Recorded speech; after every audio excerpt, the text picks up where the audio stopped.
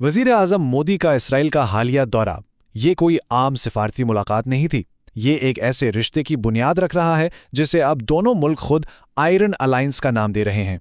तो आखिर इस मजबूत नाम के पीछे छिपी हिकमत अमली क्या है? आइए जरा इस इत्तेहाद की गहराई में चलते हैं। और ये जो आयरन अलायंस का लफ्ज़ है ना, ये कोई मीडिया का बनाया हुआ नहीं है। ये वो अल्फाज हैं जो खुद रहनुमाओं ने इस्तेमाल किए हैं। तो ये सिर्फ एक नारा नहीं है, बल्कि दिफा, टेक्नोलॉजी और इलाकाई सलामती जैसे मुश्तरका चैलेंजेस पर एक फौलादी अज़्म का ऐलान है। तो सवाल यह है कि ये आयरन अलायंस बना कैसे? इसकी बुनियाद रखी गई 25 और 26 फरवरी 2026 को, जब वज़ीर आज़म मोदी ने 2017 के बाद अपना दूसरा और कहना चाहिए कि इंतहाई अहम दौरा इसराइल किया। ये दौरा इतना अहम था कि उन्होंने इस्राएली पार्लियामेंट कनेसेट से भी खिताब किया, जो कि अपने आप में एक बहुत बड़ा सिफारती इशारा माना जाता है। लेकिन ये दौरा सिर्फ तस्वीर और मुसाफों तक ही महदूद नहीं था। इसके पीछे थे ठोस इक़दामात, यानी वो मुआहदे जो इस आयरन अलायंस को सिर्फ लफ्ज़ों से निकालकर हकीकत का रूप देते हैं। और यहाँ हम एक या दो मुआहदों की बात नहीं कर रहे, कुल 17, जी हाँ 17 मुख्तलिफ मुआहदों और मफाहमत की याददाश्तों पर दस्तखत हुए। ये तादाद खुद ही बता रही है कि ये शराकत दारी कितनी वसी और गहरी होने जा रही है। और जो बात सबसे ज़्यादा मुतासिर कुन है, वो है इन मुआहदों की वैरायटी। जैसा कि यहाँ देख सकते हैं, ये सिर्फ दिफा तक महदूद नहीं, इसमें आज़ाद तिजारत भी है, डिजिटल पेमेंट्स भी, जदीद ज़राअत, यहाँ तक कि तालीम तक। तो ये एक जामे हिकमत अमली है जो दोनों ममालिक को हर लेवल पर जोड़ रही है। लेकिन इन तमाम शूबों में से दो ऐसे हैं जो इस इत्तेहाद की असल बुनियाद हैं, एक दिफा और दूसरा टेक्नोलॉजी। तो आइए ज़रा गहराई में जाकर देखते हैं कि इस आयरन अलायंस का फौलाद आखिर बना किन चीज़ों से है। और यहाँ सबसे अहम बात ये समझने की है कि यह सिर्फ हथियार खरीदने का मामला नहीं है। नहीं, यह है मिलकर बनाने की शराकत दारी, यानी मुश्तरका डेवलपमेंट और टेक्नोलॉजी की मुंतकली, जिसमें जदीद ड्रोन से लेकर मिसाइलों को रोकने वाले दिफाई निज़ाम जैसी अहम तरीन टेक्नोलॉजीज तक शामिल हैं। और ये शराकत दारी सिर्फ मिलिट्री हार्डवेयर तक ही नहीं रुकी। टेक्नोलॉजी के महाज पर एक बहुत बड़ी खबर यह है कि भारत का मशहूर UPI पेमेंट सिस्टम अब इजराइल में भी लॉन्च किया जा रहा है।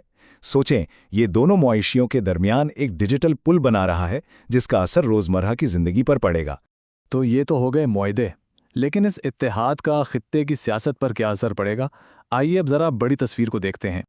ये तस्वीर भारत के सबसे बड़े सिफारती चैलेंज को बिल्कुल साफ दिखा रही है।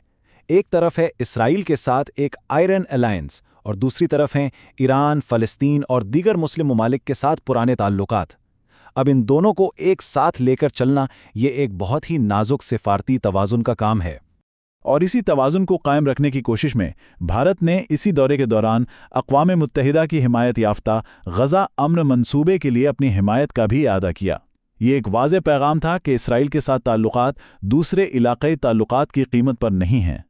तो बड़ा सवाल ये है कि बाकी खित्ता जो पड़ोसी ममालिक हैं वो इस नए इत्तेहाद के बारे में क्या सोच रहे हैं, क्या रद्द अमल आ रहा है। देखें, इस इत्तेहाद पर पूरे खित्ते की नज़रें जमी हुई हैं। पाकिस्तान से लेकर सऊदी अरब, तुर्की और ख़ास तौर पर ईरान तक हर कोई इस नई शराकत दारी को बहुत गौर से देख रहा है, और देखना भी चाहिए, क्योंकि ये नया इत्तेहाद इन सब के लिए खित्ते में ताकत के तवाज़ुन को बदल सकता है। कुछ तज्ज़ियाकारों का मानना है कि ये दौरा रीजनल रीअलाइनमेंट को जन्म दे सकता है। इसका मतलब क्या है? मतलब ये कि मशरिक़ वुस्ता और जनूबी एशिया में ताकत का तवाज़ुन बदल सकता है और नए सियासी ब्लॉक्स बन सकते हैं। तो आखिर में इस सब का भारत और बाकी दुनिया के लिए क्या मतलब है? आइए इसके जो तवील मुद्दती असरात हैं उनका एक खुलासा देखते हैं। आखिर में भारत के लिए इस इत्तेहाद के फ़ायदे बिल्कुल वाज़ेह हैं। मईशत को तिजारत और टेक्नोलॉजी से बड़ा फ़रोग मिलेगा, दिफाई सलाहियतें पहले से कहीं ज़्यादा मजबूत होंगी और आलमी सतह पर भारत एक खुदमुख्तार ताकत के तौर पर अपनी पोजीशन को और भी मुस्तहकम करेगा। तो आखिर में सवाल यही रह जाता है, क्या ये आयरन अलायंस इस पेचीदा खित्ते में अमन लाएगा या फिर नए तनाज़ात को जन्म देगा? इसका जवाब तो सिर्फ आने वाला वक्त ही दे सकता है।